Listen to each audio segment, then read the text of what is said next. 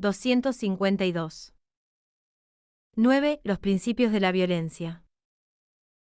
Dos tesis atraviesan las páginas de este libro y afloran con cierta intermitencia. La primera intenta la formulación de un modelo capaz de dar cuenta de la etiología de la violencia.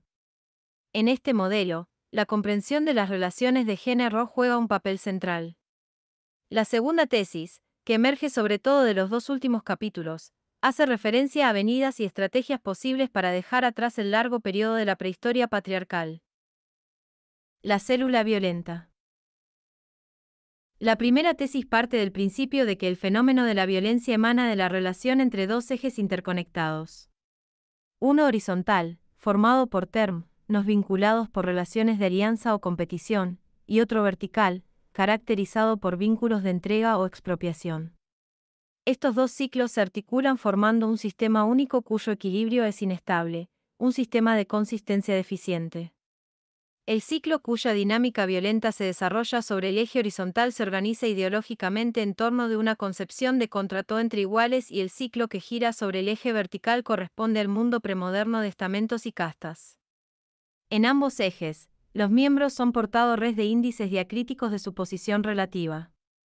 Como ha argumentado Carol Pateman, 1993, la esfera del contrato y la del estatus continúan su curso, como dos universos de sentido que, a pesar de tener raíces en tiempos diferentes, son coetáneos. El estatus introduce una inconsistencia en la modernidad, pero este elemento inconsistente obedece a una historia de larguísima duración y gran resistencia al cambio.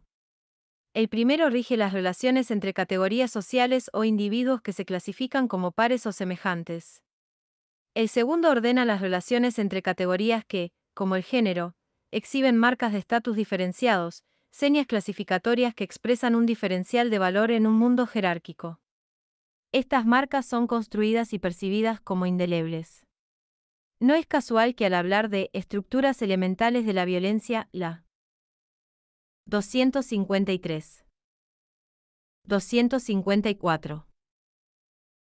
Paráfrasis indique una referencia al gran clásico de Levi Strauss.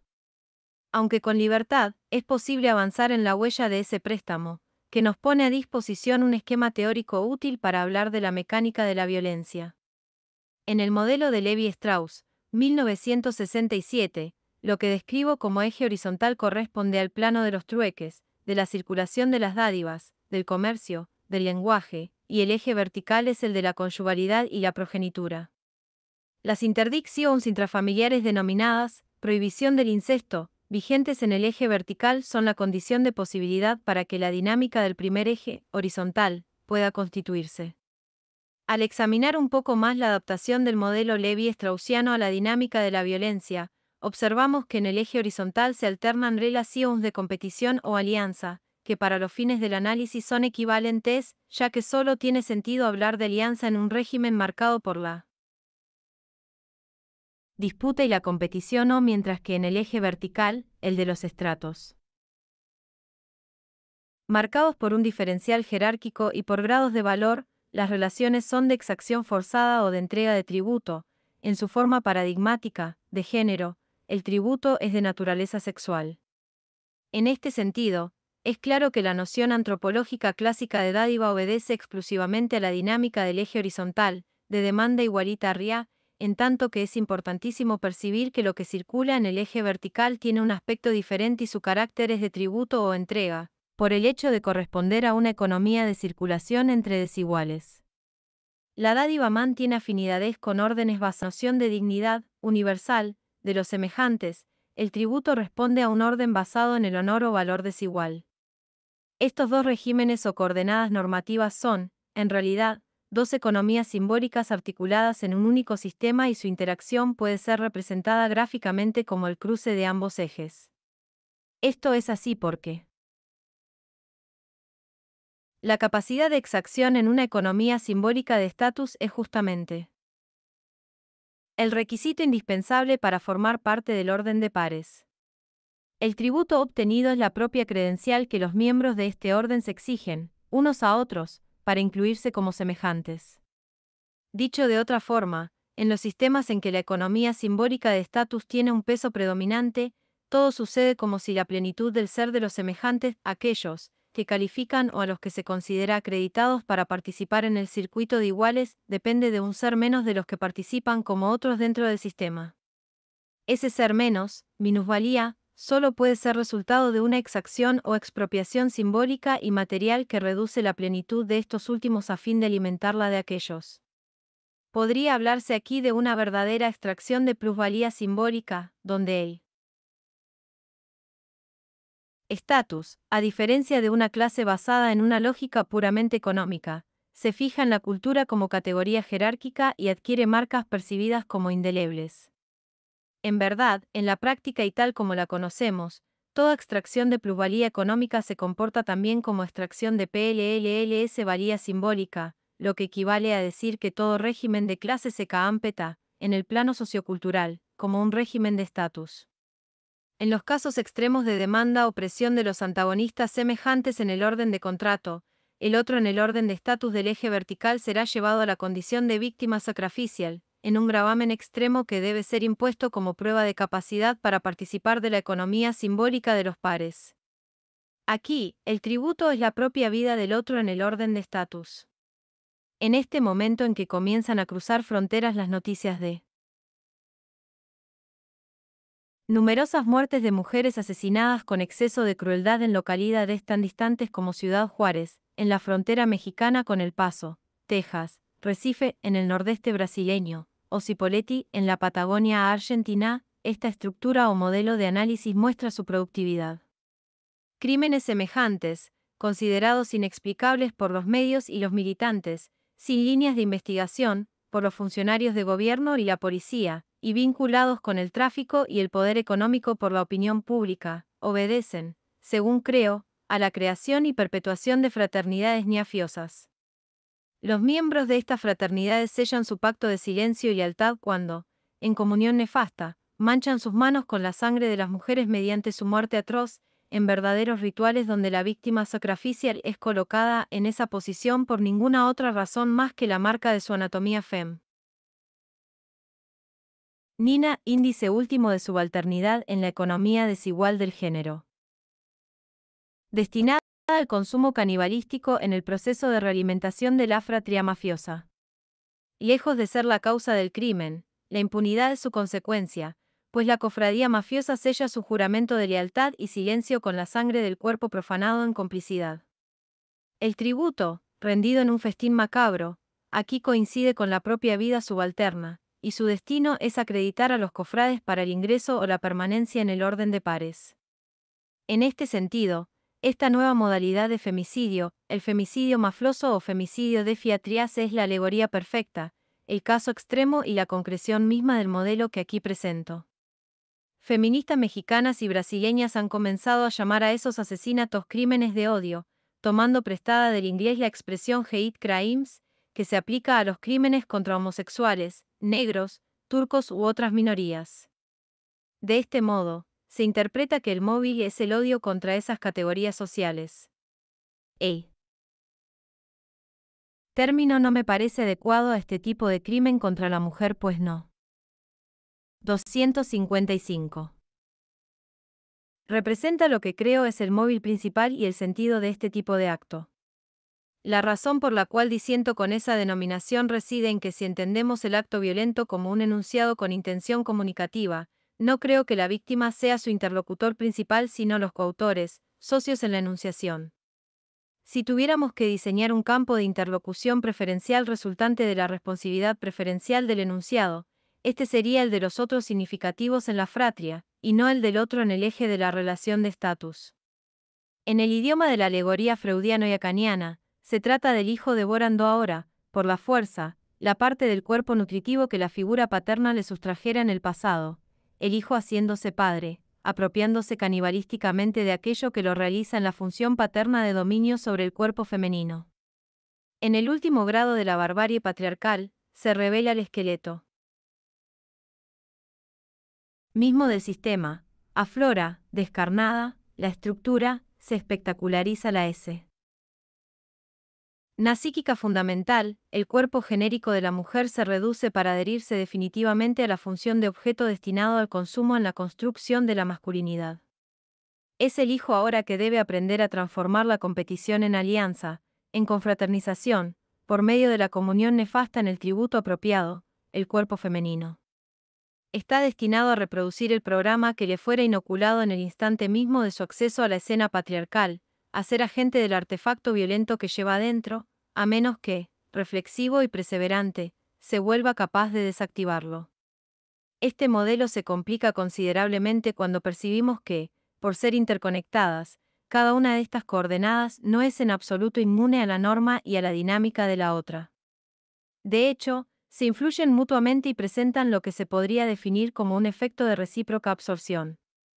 El contrato y el estatus se contaminan mutuamente y necesitan de un esfuerzo, de un input violento, de una inversión agresiva para mantener el orden en su interior. Como he advertido, el sistema presenta una consistencia deficiente y, lo que es más importante, no se reproduce automáticamente, pues los términos de cada uno de los ejes son vulnerables a la presencia y a la seducción de la retórica del otro. En otras palabras, en su interacción y mutua influencia, los dos ejes se vuelven inestables porque las relaciones de contrato compelen y coaccionan a sus miembros a extraer y presentar el tributo apropiado en las relaciones de estatus de las que participan, arriesgando, si no consiguen cumplir con este requisito, verse expulsados del orden de pares y desplazados a la condición de subordinados dentro de un orden jerárquico. En las relaciones de estatus, el otro subalterno oscila entre el acatamiento de su marca y los reclamos de ciudadanía, amenazando con entrar en el sistema como semejante en el orden de pares. Esto quiere decir que aquellos que entran como otro, subalterno, en él. 256. Orden de estatus, en jerarquías raciales, de clase, regionales o nacionales nunca dejan de ser potencial y virtualmente semejantes. Por ejemplo, la ley en los estados modernos los declara iguales, aunque todas las prácticas y los hábitos cognitivos más profundos indiquen lo contrario. El caso paradigmático, una vez más, es el género, que torna gráfico el hecho de que la mujer es otro en el orden de estatus sin dejar de tener una doble inserción, una doble entrada en el sistema, comportándose como un término móvil, que participa ahora como prenda, signo, índice, atributo necesario que predica al hombre con quien se asocia y le garantiza su participación plena en la competición con sus otros en el orden de contrato, ora también como otro del mismo, para aliado o competidor. En la conversación, en el comercio, en el debate, en el trabajo. Esta doble inserción produce una inestabilidad en el sistema y es lo que hace que el mismo no se reproduzca por inercia, mecánicamente, a pesar de que la representación dominante, es decir, la ideología con que operan en él los actores, los induzca a creer que su reproducción es obra de la naturaleza, de una programación inasqueípable, muchas veces descripta por el sentido común como obra de la biología, o de la cultura, donde la cultura significa nada más y nada menos que segunda biología. Biología sustituta o la ausencia real de esas determinaciones hace que el sistema dependa, intermitentemente, de la voluntad efectiva de dominación del hombre, que recurre cíclicamente a la violencia psicológica, sexual o física para restaurar esta segunda naturaleza, reciclando el orden y realimentando el poderoso estereotipo. Esta es la razón, también, que hace que la violencia moral sea el telón de fondo y horizonte permanente de la reproducción del orden de estatus. Por otro lado, en el eje horizontal, los competidores nunca desisten de empujar a sus otros hacia una alteridad marcada por el estatus, que es el senti. Lo último de toda competición. Ora lo consiguen, como consecuencia de una guerra de conquista, y arrojan al semejante a la condición subalterna, imponiéndole marcas de larga duración que pasarán a ser percibidas como indelebles, ora fracasan, estableciéndose una alianza, percibida como modo normal de convivencia en este orden. Todavía, cuando la paridad es de género, es decir, cuando los semejantes lo son en el orden de género, por lo tanto, son hombres, su relación está de todas formas inflexionada por marcas de los otros órdenes de estatus, hombres negros y blancos, hombres pobres y ricos, hombres norteamericanos y brasileños, Hombres porteños y hombres provincia no so es la combinación de todos los órdenes de estatus, inflexionándose entre sí, la que va a dar la tónica de cada relación particular. Es importante hacer notar que, en todos los casos, cuando se trata de formular un modelo capaz de dar cuenta de los procesos violentos, el sujeto, la posición de ego o centro del sistema en equilibrio inestable es, si hablamos en 257. 258. Términos de género, masculina y heterosexual, si hablamos en términos de raza, blanca, si hablamos en términos de clase, rica, si hablamos en términos de nación, estadounidense. Aunque miríadas de estereotipos vulgares enfatizan las violencias intermediarias y ofuscan nuestra capacidad de ver claramente, al hacer las cuentas en un balance preciso de comienzo de milenio veremos que ese es el rostro del sujeto que se encuentra hoy en la cúspide de la pirámide violenta, el mayor productor de muerte y devastación. Como no podría ser de otra forma, pues es el sujeto que ve el mundo desde esa posición de poder en la coordenada de estatus y quien se ve compelido a proteger, reforzar o restaurar cíclicamente su lugar en el orden, tanto en relación con sus otros en el régimen de estatus como en relación con sus otros en el orden del contrato. La autodefensa necesariamente agresiva del poder enerva el sistema con su espíritu bélico. Lo que se obtuvo por conquista está destinado a ser reconquistado. Diariamente, lo que se obtuvo por exacción o usurpación, como rendición de tributo en especie o en servicios o de pleitesía en un juego de dignidades diferenciadas demandará la agresión como rutina, por más naturalizado que sea su aspecto. En este sistema siempre a punto de colapsar, donde el poder siempre corre riesgo, no existe posibilidad alguna de reproducción pacífica. No es por otra razón que la mayor parte de los crímenes y agresiones violentas en todas las sociedades conocidas son perpetrados por hombres mientras que los perpetrados por mujeres son, aún hoy ya a pesar del aumento de la criminalidad femenina y de la población carcelaria femenina, numéricamente irrelevantes.